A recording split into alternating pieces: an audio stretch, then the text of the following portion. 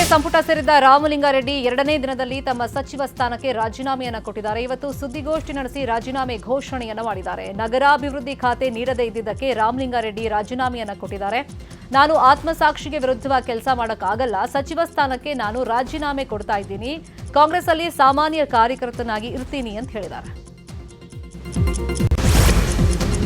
ಸಚಿವ ಸ್ಥಾನಕ್ಕೆ ರಾಮಲಿಂಗಾರೆಡ್ಡಿ ರಾಜೀನಾಮೆ ಕೊಟ್ಟಿದ್ದಾರೆ. ತಮ್ಮ ರಾಜೀನಾಮೆ ಪತ್ರದಲ್ಲಿ ನಾನು ನನ್ನ ಆತ್ಮಸಾಕ್ಷಿ ವಿರುದ್ಧವಾಗಿ ಕಾರ್ಯನಿರ್ವಹಿಸೋಕೆ ಸಾಧ್ಯವಾಗದ ಕಾರಣ ಸಚಿವ ಸ್ಥಾನಕ್ಕೆ ರಾಜೀನಾಮೆ ಸಲ್ಲಿಸುತ್ತಿದ್ದೀನಿ. ನನ್ನ ರಾಜೀನಾಮೆಯನ್ನ ಅಂಗೀಕರಿಸಬೇಕು ಅಂತ ಕೋರುತ್ತೇನೆ. ನಾನು ಶಾಸಕನಾಗಿ ಹಾಗೂ ಕಾಂಗ್ರೆಸ್ ಪಕ್ಷದ ಕಾರ್ಯಕರ್ತನಾಗಿ ಮುಂದುವರಿಯುತ್ತೇನೆ ಅಂತ ಪತ್ರದಲ್ಲಿ ಉಲ್ಲೇಖಿಸಿದ್ದಾರೆ. ಇನ್ನು ಸುದ್ದಿಗೋಷ್ಠಿಯಲ್ಲಿ ಮಾತನಾಡಿದಂತ ರಾಮಲಿಂಗಾರೆಡ್ಡಿ ತಮಗೆ ಬೆಂಗಳೂರು ನಗರಾಭಿವೃದ್ಧಿ ಖಾತೆ ನೀಡ್ತೀನಿ ಅಂತ ಸಿಎಂ ಡಿಕೆ ಶಿವಕುಮಾರ್ ಭರವಸೆ ಕೊಟ್ಟಿದ್ರು. 2.5 ವರ್ಷದ ಬಳಿಕ ನಾನು ಸಿಎಂ ಆದಾಗ ಬೆಂಗಳೂರು ನಗರಾಭಿವೃದ್ಧಿ ಖಾತೆ ಕೊಡ್ತೀನಿ ಅಂತ ಡಿಕೆ ಶಿವಕುಮಾರ್ ಭರವಸೆ ಕೊಟ್ಟಿದ್ರು. ಕಳೆದ ಬಾರಿ ನನಗೆ ಸಾರಿಗೆ ಇಲಾಖೆ ಬೇಡ ಅಂದಾಗ ಇದೇ ಮಾತನ್ನು ಹೇಳಿ ಒಪ್ಪಿಸಿದ್ರು. ಆದ್ರೆ ಈಗ ಜಲಸಂಪನ್ಮೂಲ ಇಲಾಖೆ ಖಾತೆ ಕೊಟ್ಟಿದ್ದಾರೆ ಅಂತ ಹೇಳಿ ಬೇಸರವನ್ನು ವ್ಯಕ್ತಪಡಿಸಿದ್ದಾರೆ. ಕೋರಮಂಗಲದಲ್ಲಿರುವಂತಹ ರಾಮಲಿಂಗಾರೆಡ್ಡಿ ಕಚೇರಿ ಇವತ್ತು ರಾಮಲಿಂಗಾರೆಡ್ಡಿ ರಾಜೀನಾಮೆಯನ್ನು ಕೊಟ್ಟಿದ್ದಾರೆ. ಈ ವೇಳೆ ಕಚೇರಿ ಬಳಿ ಬೆಂಬಲಿಗರು ಜಮಾವಣೆಯಾಗಿದ್ದು ರಾಜೀನಾಮೆ ಬೇಡ ಅಂತ ಬೆಂಬಲಿಗರು ಪಟ್ಟು ಹಿಡಿದಿದ್ದಾರೆ. ಅಲ್ಲದೆ ರಾಮಲಿಂಗಾರೆಡ್ಡಿ ಕಾರನ್ನು ಅಡ್ಡಗಟ್ಟಿ ಬೆಂಬಲಿಗರು ಪ್ರತಿಭಟನೆಯನ್ನು ನಡೆಸಿದರು. ರಾಮಲಿಂಗಾರೆಡ್ಡಿ ರಾಜೀನಾಮೆ ಬಗ್ಗೆ ಬೆಂಗಳೂರಲ್ಲಿ ಮಾತನಾಡಿರುವಂತಹ ಸಿಎಂ ಡಿಕೆ ಶಿವಕುಮಾರ್ ಅವರು ನನ್ನ ಸಹೋದ್ಯೋಗಿ, ಹಿರಿಯ ನಾಯಕರು, ಹಳ್ಳಿಯಲ್ಲಿ ಹೋಗಿ ಕೆಲಸ ಮಾಡೋಕ್ಕಾಗಲ್ಲ, ಬೇರೆ ಯಾವುದಾದ್ರೂ ಕೊಡಿ ಅಂತ ಕೇಳಿದ್ದಾರೆ. ಅವ್ರ ಜೊತೆ ಮಾತಾಡಿ ಎಲ್ಲವನ್ನೂ ಸರಿ ಮಾಡ್ತೀನಿ ಅಂತ ಡಿಕೆ ಶಿವಕುಮಾರ್ ಹೇಳಿದ್ದಾರೆ. ಇನ್ನು ರಾಜೀನಾಮೆ ಕೊಟ್ಟ ರಾಮಲಿಂಗಾರೆಡ್ಡಿ ಮನವೊಲಿಸೋಕೆ ಎಐಸಿಸಿ ಕಾರ್ಯದರ್ಶಿ ಅಭಿಷೇಕ್ ದತ್ತರಿಂದ ಮನವೊಲಿಸುವ ಪ್ರಯತ್ನ ಆಗ್ತಾ ಇದೆ. ಆದರೆ ರಾಮಲಿಂಗಾರೆಡ್ಡಿ ಮನವೊಲಿಕೆ ಹಕ್ಕಕ್ಕೆ ಒಪ್ತಿಲ್ಲ, ತಮ್ಮ ನಿರ್ಧಾರಕ್ಕೆ ಬದ್ಧ ಎನ್ನುತ್ತಿದ್ದಾರೆ ಎನ್ನಲಾಗಿದೆ. ರಾಮಲಿಂಗಾರೆಡ್ಡಿ ಅವರಿಗೆ ಕರೆ ಮಾಡಿ ರಾಜೀನಾಮೆ ನೀಡಬೇಡಿ ಅಂತ ಸಿಎಂ ಡಿಕೆ ಶಿವಕುಮಾರ್ ಹಾಗೂ ಸಿದ್ದರಾಮಯ್ಯ ಪ್ರಯತ್ನ ಪಟ್ಟಿದ್ದಾರೆ. ನಿನ್ನೆ ರಾತ್ರಿನೇ ಕರೆ ಮಾಡಿ ಮನವೊಲಿಕೆ ಪ್ರಯತ್ನ ಆಗಿದೆ. ಆದರೆ ಸಿದ್ದರಾಮಯ್ಯ, ಡಿಕೆ ಶಿವಕುಮಾರ್ ಮನವಿಗೂ ರಾಮಲಿಂಗಾರೆಡ್ಡಿ ಬಗ್ಗಿಲ್ಲ. ಇವತ್ತು ಸಚಿವ ಸ್ಥಾನಕ್ಕೆ ರಾಜೀನಾಮೆಯನ್ನು ಕೊಟ್ಟಿದ್ದಾರೆ. ಇವತ್ತು ರಾಹುಲ್ ಗಾಂಧಿ ರಾಜ್ಯಕ್ಕೆ ಆಗಮಿಸ್ತಾ ಇದ್ದಾರೆ. ಈ ವೇಳೆ ರಾಮಲಿಂಗಾರೆಡ್ಡಿ ರಾಜೀನಾಮೆ ನೀಡಿರೋದು ಭಾರೀ ಚರ್ಚೆಗೆ ಕಾರಣವಾಗಿದೆ. ಡಿಕೆ ಶಿವಕುಮಾರ್ ಸರ್ಕಾರದಲ್ಲಿ ಮೊದಲ ಸಚಿವ ರಿಸೈನ್ ಮಾಡಿರೋದು ಭಾರೀ ಮುಜುಗರಕ್ಕೀಡಾಗಿದೆ. ಮಲ್ಲಿಕಾರ್ಜುನ ಖರ್ಗೆಗೂ ರಾಮಲಿಂಗಾರೆಡ್ಡಿ ನಡೆಯಿಂದ ಬಿಗ್ ಶಾಕ್ ಉಂಟಾಗಿದೆ. ರಾಮಲಿಂಗಾರೆಡ್ಡಿ ರಾಜೀನಾಮೆ ವಿಚಾರದ ಬಗ್ಗೆ ಬೆಂಗಳೂರಲ್ಲಿ ಮಾತನಾಡಿರುವಂತಹ ಕೆಪಿಸಿಸಿ ಅಧ್ಯಕ್ಷ ಬಿಕೆ ಹರಿಪ್ರಸಾದ್, ರಾಮಲಿಂಗಾರೆಡ್ಡಿ ಅವರು ಕಾಂಗ್ರೆಸ್ ಪಕ್ಷದ ಹಿರಿಯ ನಾಯಕರು, ಅವ್ರ ಜೊತೆ ಮಾತಾಡ್ತೀವಿ, ತೊಂದರೆ ಇಲ್ಲ, ಕೆಲವು ಸಂದರ್ಭಗಳಲ್ಲಿ ಈ ರೀತಿ ಆಗುತ್ತೆ, ಹಿರಿಯ ಕಾಂಗ್ರೆಸ್ ನಾಯಕ, ಅವ್ರ ಜೊತೆ ಚರ್ಚೆ ಮಾಡ್ತೀವಿ ಅಂತ ಹೇಳಿದ್ದಾರೆ.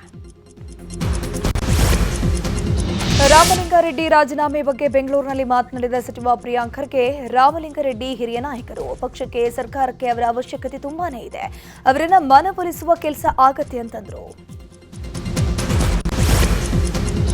ಮಾಜಿ ಸಚಿವ ದಿನೇಶ್ ಗುಂಡೂರಾವ್ ಕೂಡ ರಾಮಲಿಂಗಾರೆಡ್ಡಿ ರಾಜೀನಾಮೆ ಬಗ್ಗೆ ಪ್ರತಿಕ್ರಿಯೆ ಕೊಟ್ಟಿದ್ದಾರೆ. ಬೆಂಗಳೂರಲ್ಲಿ ಮಾತನಾಡಿರುವಂತಹ ಅವರು, ಸಿಎಂ ಇದನ್ನ ಬಗೆಹರಿಸಬೇಕು, ರಾಮಲಿಂಗಾರೆಡ್ಡಿ ಹಿರಿಯ ಸಚಿವರು, ಅವ್ರ ಜೊತೆ ಮಾತಾಡಬೇಕು, ಎಲ್ಲಾ ಸಚಿವರಿಗೂ ಖಾತೆ ನಿರ್ವಹಿಸುವ ಅರ್ಹತೆ ಇದೆ, ಕೂಡಲೇ ಸಿಎಂ, ಪಕ್ಷದ ಅಧ್ಯಕ್ಷರು ಈ ಬಗ್ಗೆ ಮಾತನಾಡಿ ಬಗೆಹರಿಸಬೇಕು ಅಂತ ಹೇಳಿದ್ದಾರೆ.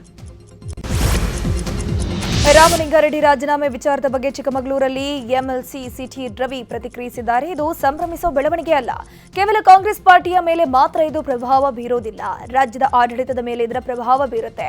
ಮೊನ್ನೆಯಷ್ಟೇ ಮೊದಲ ಸಚಿವ ಸಂಪುಟ ಸಭೆಯಲ್ಲಿ ಸಿಎಂ ಡಿಕೆ ಶಿವಕುಮಾರ್ ಅವರು ಸಿಕ್ಸರ್ ಹೊಡೆದ್ರು ಅಂತ ಕೇಳಲ್ಪಟ್ಟಿದ್ದೆ. ಈಗ ಎರಡನೇ ಬಾರಿಗೆ ಹಿಟ್ ವಿಕೆಟ್ ಆಗಿದೆ ಅಂತ ಹೇಳಿದ್ರು. ಇದೀಗ ಸಂಪುಟ ಸರ್ಕಸ್ನ ಪ್ರಮುಖ ಸುದ್ದಿ. ಸಚಿವ ಸ್ಥಾನ ಸಿಗದೇ ಇರೋ ಕುರಿತು ಹಾವೇರಿಯಲ್ಲಿ ಸ್ಪೀಕರ್ ರುದ್ರಪ್ಪ ಲಮಾಣಿ ಬೇಸರವನ್ನು ವ್ಯಕ್ತಪಡಿಸಿದ್ದಾರೆ. ಈ ಕುರಿತಂತೆ ನ್ಯೂಸ್ 18 ಜೊತೆ ಮಾತನಾಡಿದಂತ ಅವರು, 1ನೇ ಹಂತದಲ್ಲಿ ನಾನು ಮಂತ್ರಿ ಆಗ್ತೀನಿ ಅನ್ನೋ ಭರವಸೆ ಇತ್ತು, ಸ್ಪೀಕರ್ ಕೂಡ ಕರೆ ಮಾಡಿ ನೀವೇ ಮಂತ್ರಿ ಆಗ್ತೀರಿ ಅಂತ ಹೇಳಿದರು, ಆದರೆ ಆಗಲಿಲ್ಲ, ಮುಂದಿನ ಸಚಿವ ಸಂಪುಟದಲ್ಲಿ ಮಂತ್ರಿ ಆಗ್ತೀನಿ ಅನ್ನೋ ಭರವಸೆ ಇದೆ ಅಂತ ಹೇಳಿದ್ದಾರೆ. ಕಾಂಗ್ರೆಸ್ನಲ್ಲಿ ಪೇಮೆಂಟ್ ಮ್ಯಾನೇಜ್ಮೆಂಟ್ ಕೋಟಾ ಇದೆಯಾ ಎಂಬ ಚರ್ಚೆ ಎದ್ದಿದೆ. ಸಚಿವ ಸ್ಥಾನ ಹಂಚಿಕೆ ವಿರುದ್ಧ ಕಾಂಗ್ರೆಸ್ ಮುಖಂಡರೇ ಗಂಭೀರ ಆರೋಪ ಮಾಡಿದ್ದಾರೆ. ಪೇಮೆಂಟ್ ಮಾಡಿದವರಿಗೆ ಮಾತ್ರ ಸಚಿವ ಸ್ಥಾನ ನೀಡಲಾಗುತ್ತಾ ಎಂಬ ಪೋಸ್ಟ್ಗಳು ಸೋಷಿಯಲ್ ಮೀಡಿಯಾದಲ್ಲಿ ವೈರಲ್ ಆಗಿದೆ. ಮೊದಲ ಪಟ್ಟಿಯಲ್ಲಿ ಎಚ್.ಕೆ. ಪಾಟೀಲ್ ಹೆಸರು ಇಲ್ಲದಿದ್ದಕ್ಕೆ ಬೆಂಬಲಿಗರು ಆಕ್ರೋಶವನ್ನು ವ್ಯಕ್ತಪಡಿಸಿದ್ದಾರೆ. ಜಿಲ್ಲಾ ಪಂಚಾಯಿತಿ ಮಾಜಿ ಅಧ್ಯಕ್ಷ ಸಿದ್ದಲಿಂಗೇಶ್ವರ ಪಾಟೀಲ ಪೋಸ್ಟ್ ಹಾಕಿದ್ದು, ಈ ಪೋಸ್ಟ್ ಭಾರೀ ಸಂಚಲನವನ್ನೇ ಸೃಷ್ಟಿ ಮಾಡಿದೆ.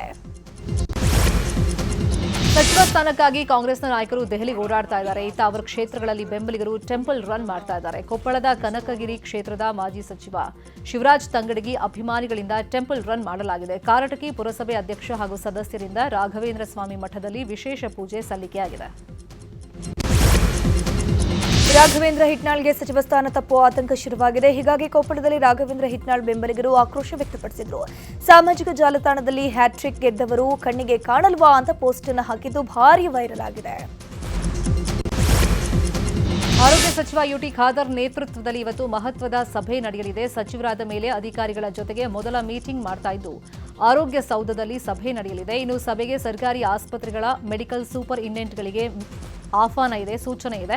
ಆರೋಗ್ಯ ಇಲಾಖೆಯಲ್ಲಿರುವಂತಹ ಸವಾಲುಗಳು, ಸಿಬ್ಬಂದಿಗೆ ಎದುರಾಗ್ತಿರುವಂತಹ ಸಮಸ್ಯೆ ಕುರಿತಂತೆ ಚರ್ಚೆ ನಡೆಯುತ್ತೆ. ಬಸವಣ್ಣ ಅಂಬೇಡ್ಕರ್ ಅವರ ಹೆಸರಲ್ಲಿ ಮಂತ್ರಿಗಳಾಗಿ ಪ್ರಮಾಣ ವಚನ ಸ್ವೀಕರಿಸುವ ಕಾಂಗ್ರೆಸ್ ನಾಯಕರು ಸಮಾಜ ಕಲ್ಯಾಣ, ಪರಿಶಿಷ್ಟ ಪಂಗಡಗಳ ಕಲ್ಯಾಣದಂತಹ ಖಾತೆಗಳನ್ನ ಯಾಕೆ ಕೇಳಲ್ಲ ಅಂತ ಅಶೋಕ್ ವ್ಯಂಗ್ಯ ಮಾಡಿದ್ದಾರೆ. ಖಾತೆ ಹಂಚಿಕೆ ವೇಳೆ ಅದೇ ಖಾತೆ ಬೇಕು, ಇದೇ ಖಾತೆ ಬೇಕು ಅಂತ ಬಯಸಿ ಪಡೆದಿದ್ದಾರೆ. ಆದರೆ ಸಮಾಜ ಕಲ್ಯಾಣ, ಪರಿಶಿಷ್ಟ ಪಂಗಡಗಳ ಕಲ್ಯಾಣದಂತಹ ಖಾತೆ ಮಾತ್ರ ಯಾರಿಗೂ ಬೇಕಾಗಿಲ್ಲ, ಪಡೆಯೋದೂ ಇಲ್ಲ. ಇದೆಲ್ಲ ಇವರ ಬೂಟಾಟಿಕೆ ಅಷ್ಟೇ ಅಂತ ಕಿಡಿಕಾರಿದ್ರು. ಸಿಎಂ ಡಿಕೆ ಶಿವಕುಮಾರ್ ವಿರುದ್ಧ ಸಾಮಾಜಿಕ ಹೋರಾಟಗಾರ ಸ್ನೇಹಮೈ ಕೃಷ್ಣ ಕಿಡಿಕಾರಿದ್ದಾರೆ. ಈ ಕುರಿತಂತೆ ಸೋಷಿಯಲ್ ಮೀಡಿಯಾದಲ್ಲಿ ಪೋಸ್ಟ್ ಹಾಕಿರುವಂತಹ ಅವರು ಮೈಸೂರು ಮುಡಾದಿಂದ ಅಕ್ರಮವಾಗಿ 14 ಸೈಟ್ಗಳನ್ನು ಪಡ್ಕೊಂಡ ಆರೋಪ ಹೊತ್ತಿರುವಂತಹ ಯತೀಂದ್ರ ಸಿದ್ದರಾಮಯ್ಯಗೆ ನಗರಾಭಿವೃದ್ಧಿ ಇಲಾಖೆಯನ್ನೇ ಕೊಟ್ಟಿದ್ದಾರೆ. ಇದು ಪ್ರಜಾಪ್ರಭುತ್ವದ ವ್ಯವಸ್ಥೆಗೆ ಮಾಡಿದಂತ ಅಪಮಾನ ಅಂತ ಆಕ್ರೋಶವನ್ನು ವ್ಯಕ್ತಪಡಿಸಿದ್ದಾರೆ. ಚಾಮರಾಜನಗರ ಜಿಲ್ಲೆಗೆ ಹೋದ್ರೆ ಅಧಿಕಾರ ಕಳೆದುಕೊಳ್ತಾರೆ ಅನ್ನೋದಿತ್ತು. ಆದ್ರೆ ಈಗ ಬಳ್ಳಾರಿ ಜಿಲ್ಲಾ ಉಸ್ತುವಾರಿ ಸಚಿವರಾಗಿರುವಂತವರಿಗೆ ಒಂದಿಲ್ಲೊಂದು ಸಂಕಷ್ಟ ಉಂಟಾಗ್ತಿದೆ.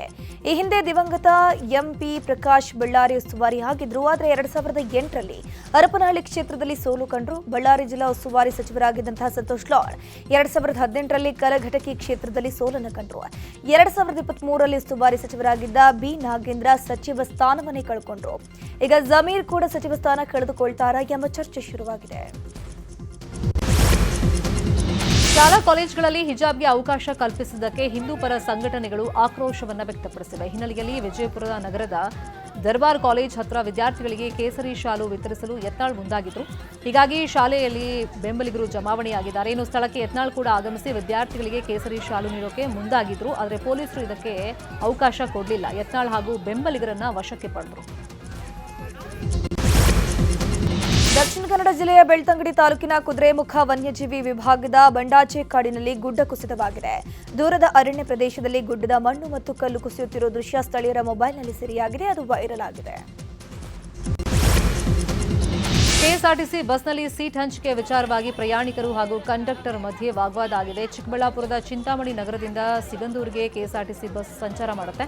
ಹೀಗಾಗಿ ಮುಂಗಡವಾಗಿ ಪ್ರಯಾಣಿಕರು ಸೀಟ್ ಕಾಯ್ದಿರಿಸಿರುವ ವಿಷಯಕ್ಕೆ ಮಾತಿನ ಚಕಮಕಿ ಮಾಡಿಕೊಂಡಿದ್ದಾರೆ. ಅಲ್ಲದೆ ಪ್ರಯಾಣಿಕರನ್ನ ಬಸ್ ಹತ್ತಿಸಿಕೊಳ್ಳುವ ಬದಲು ಡಿಪೋ ಬಳಿಯ ಪ್ರಯಾಣಿಕರನ್ನ ಹತ್ತಿಸಿಕೊಳ್ಳುವುದೇ ಗಲಾಟೆ ಕಾರಣ ಎನ್ನಲಾಗಿದೆ.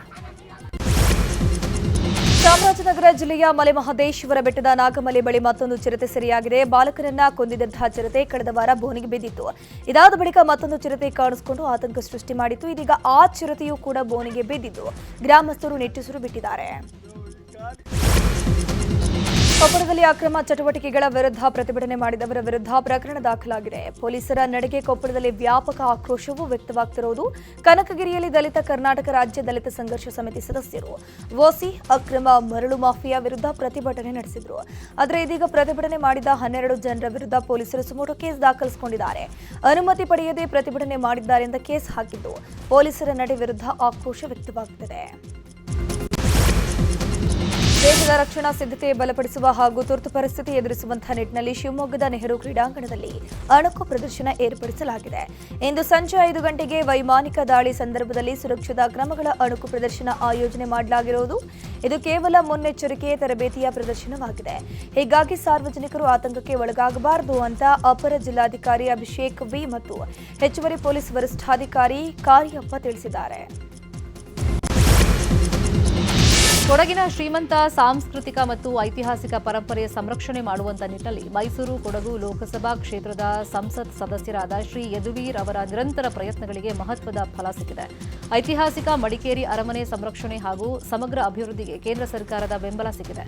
ಸಂಸ್ಕೃತಿ ಸಚಿವಾಲಯಕ್ಕೆ ಯದುವೀರ್ ಅವರು ಸಲ್ಲಿಸಿದ್ದ ಮನವಿ ಹಾಗೂ ನಿರಂತರ ಅನುಸರಣೆ ಹಿನ್ನೆಲೆಯಲ್ಲಿ ಕೇಂದ್ರ ಸಂಸ್ಕೃತಿ ಮತ್ತು ಪ್ರವಾಸೋದ್ಯಮ ಸಚಿವ ಗಜೇಂದ್ರ ಸಿಂಗ್ ಶೇಖಾವತ್ ಮಡಿಕೇರಿ ಅರಮನೆಯನ್ನ ಪ್ರಾಚೀನ ಸ್ಮಾರಕಗಳು ಮತ್ತು ಪುರಾತತ್ವ ತಾಣಗಳು ಹಾಗೂ ಅವಶೇಷಗಳ ಕಾಯ್ದೆ 1958ರ ಅಡಿಯಲ್ಲಿ ಸಂರಕ್ಷಿತ ಸ್ಮಾರಕ ಅಂತ ಘೋಷಿಸಲಾಗಿದೆ ಅಂತ ಅಧಿಕೃತ ಮಾಹಿತಿಯನ್ನು ಹಂಚಿಕೊಂಡಿದ್ದಾರೆ. ತುಮಕೂರಿನ ಯುವಕನಿಗೆ ಪಾಕಿಸ್ತಾನ ಶಂಕಿತ ಉಗ್ರನ ಜೊತೆ ಲಿಂಕ್ ಹಿನ್ನೆಲೆ ಅಲ್ಲಾ ಬಕ್ಷು ಎಂಬಾತನನ್ನ ಪೊಲೀಸರು ಅರೆಸ್ಟ್ ಮಾಡಿದ್ದಾರೆ. ತುಮಕೂರು ನಗರದ ಶ್ರೀರಾಮನಗರ ನಿವಾಸಿ ಅಲ್ಲಾ ಬಕ್ಷುನನ್ನ ಬಂಧಿಸಲಾಗಿದೆ. ಕೇಂದ್ರ ತನಿಖಾ ತಂಡದ ಮಾಹಿತಿ ಹಿನ್ನೆಲೆ ನಿನ್ನೆ ಕ್ಯಾತ್ಸಂದ್ರದಲ್ಲಿ ಅಲ್ಲಾ ಬಕ್ಷುನನ್ನ ಪೊಲೀಸರು ಬಂಧಿಸಿದ್ದಾರೆ. ಇಂದು ವಿಶ್ವ ಪರಿಸರ ದಿನಾಚರಣೆ ಆಚರಿಸಲಾಗುತ್ತದೆ. ಈ ಹಿನ್ನೆಲೆ ಪರಿಸರ ಸಂರಕ್ಷಣೆ ಮತ್ತು ಹಸಿರು ವಾತಾವರಣ ನಿರ್ಮಾಣದ ಉದ್ದೇಶದಿಂದ ದಾವಣಗೆರೆ ದಕ್ಷಿಣ ವಿಧಾನಸಭಾ ಕ್ಷೇತ್ರ ವ್ಯಾಪ್ತಿಯ ಸರ್ಕಾರಿ ಕಟ್ಟಡಗಳ ಆವರಣದಲ್ಲಿ ಸಸಿ ನೆಡುವ ಅಭಿಯಾನಕ್ಕೆ ಶಾಸಕ ಸಮರ್ಥ ಶಾಮನೂರು ಚಾಲನೆ ನೀಡಿದರು. ಇವತ್ತು ಪರಿಸರ ದಿನಾಚರಣೆ ಹಿನ್ನೆಲೆಯಲ್ಲಿ ಹಿಮಾಚಲ ಪ್ರದೇಶದ ಶಿಮ್ಲಾದಲ್ಲಿ ಡ್ರಗ್ಸ್ ವಿರೋಧಿ ಅಭಿಯಾನವನ್ನು ನಡೆಸಲಾಗಿದೆ. ಸಾವಿರಾರು ಜನರು ಮ್ಯಾರಥಾನ್ನಲ್ಲಿ ಪಾಲ್ಗೊಂಡಿದ್ದು ಡ್ರಗ್ಸ್ ವಿರೋಧಿ ಅಭಿಯಾನವನ್ನು ನಡೆಸಿದ್ದಾರೆ. ವಿಶ್ವ ಪರಿಸರ ದಿನಾಚರಣೆ ಹಿನ್ನೆಲೆ ಮಹಾರಾಷ್ಟ್ರದ ಮುಂಬೈನಲ್ಲಿ ಭಾರತೀಯ ಜನತಾ ಯುವ ಮೋರ್ಚಾದಿಂದ ಪೆಡಲ್ ಆಫ್ ಪ್ಲಾನೆಟ್ ಅಭಿಯಾನ ನಡೆಸಲಾಯಿತು. ನೂರಾರು ಜನರು ಸೈಕಲ್ ಮ್ಯಾರಥಾನ್ ನಡೆಸುವ ಮೂಲಕ ಅಭಿಯಾನದಲ್ಲಿ ಭಾಗಿಯಾಗಿದ್ದಾರೆ. ನಾಯಕ ಉದಯನಿಧಿ ಸ್ಟಾಲಿನ್ ಕಾಂಗ್ರೆಸ್ ವಿರುದ್ಧ ವಾಗ್ದಾಳಿ ನಡೆಸಿದ್ದಾರೆ. ಕಾಂಗ್ರೆಸ್ನ ದ್ರೋಹವನ್ನ ಡಿಎಂಕೆ ಎಂದಿಗೂ ಮರೆಯೋದಿಲ್ಲ. ಕಾಂಗ್ರೆಸ್ನ ವಿಜೇತ ಶಾಸಕರು ಕೂಡ ನಮ್ಮ ನಾಯಕರನ್ನ ಭೇಟಿ ಮಾಡಿಲ್ಲ. ಚುನಾವಣೆ ಮುಗಿದ ನಂತರ ಟಿವಿಕೆಯನ್ನ ಬೆಂಬಲಿಸುವ ಮೂಲಕ ನಮಗೆ ಕಾಂಗ್ರೆಸ್ ದ್ರೋಹ ಮಾಡಿದೆ ಅಂತ ವಾಗ್ದಾಳಿ ನಡೆಸಿದರು. ಮುಂಗಾರು ಮಳೆ ಶುರುವಾಗಿದ್ದು ಆರಂಭದಲ್ಲಿ ಆರ್ಭಟಿಸ್ತಾ ಇದೆ. ಮಹಾರಾಷ್ಟ್ರದ ಪುಣೆಯ ತವಂಡಿ ಘಾಟ್ನಲ್ಲಿ ಭಾರೀ ಮಳೆಯಾಗಿದ್ದು ಪ್ರವಾಹ ಉಂಟಾಗಿದೆ. ಪ್ರವಾಹದಿಂದಾಗಿ ರಸ್ತೆ ಸಂಚಾರ ಸಂಪೂರ್ಣವಾಗಿ ಅಸ್ತವ್ಯಸ್ತವಾಗಿತ್ತು. ಮುನ್ನೆಚ್ಚರಿಕೆಯಾಗಿ ಅಧಿಕಾರಿಗಳು ಮಾರ್ಗವನ್ನು ಬಂದ್ ಮಾಡಿದ್ದಾರೆ. ಭಾರತದ ಟಿ20 ಟೀಮ್ನ ಕ್ಯಾಪ್ಟನ್ ಆಗಿದ್ದ ಸೂರ್ಯಕುಮಾರ್ ಯಾದವ್ ಅವರನ್ನು ಕೆಳಗಿಳಿಸಿ ಶ್ರೇಯಸ್ ಅಯ್ಯರ್ ಅನ್ನು ನೂತನ ಕ್ಯಾಪ್ಟನ್ ಆಗಿ ನೇಮಕ ಮಾಡಲಾಗಿದೆ. ಬಿಸಿಸಿಐ ಅಪೆಕ್ಸ್ ಕೌನ್ಸಿಲ್ ಸಭೆಯಲ್ಲಿ ಈ ತೀರ್ಮಾನವನ್ನು ಮಾಡಿದ್ದು ಅಧಿಕೃತವಾಗಿ ಘೋಷಣೆ ಮಾಡಲಾಗಿದೆ. ಮುಂಬರುವಂತ ಐರ್ಲೆಂಡ್ ಹಾಗೆಯೇ ಇಂಗ್ಲೆಂಡ್ ವಿರುದ್ಧದ ಟಿ20 ಸರಣಿಗೆ ಶ್ರೇಯಸ್ ಅಯ್ಯರ್ ನೇತೃತ್ವವನ್ನು ವಹಿಸಲಿದ್ದಾರೆ. ಈಗ ಸಿನಿಲೋಕದ ಸುದ್ದಿ.